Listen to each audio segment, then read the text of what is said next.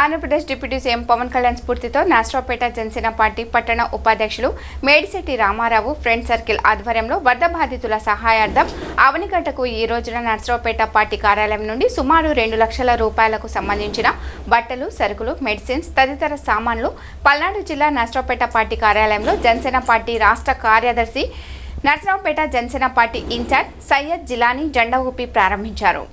ఇటీవల భారీ వర్షాల వల్ల దెబ్బతిన్న ప్రాంతాలకు ఈరోజు నర్సరావుపేట నుంచి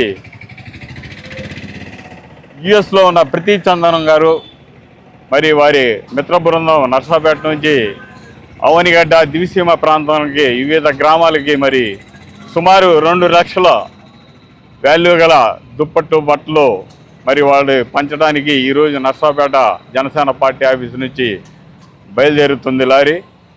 ఈ సేవా కార్యక్రమం మన పవన్ కళ్యాణ్ గారిని ఆదర్శంగా తీసుకొని వారు ఈ పని చేయడం చాలా ఆనందంగా ఉంది. నర్సరావుపేట నుంచి పోవటం ఇంకా ఆనందంగా ఉంది. జై జనసేన, జై పవన్ కళ్యాణ్.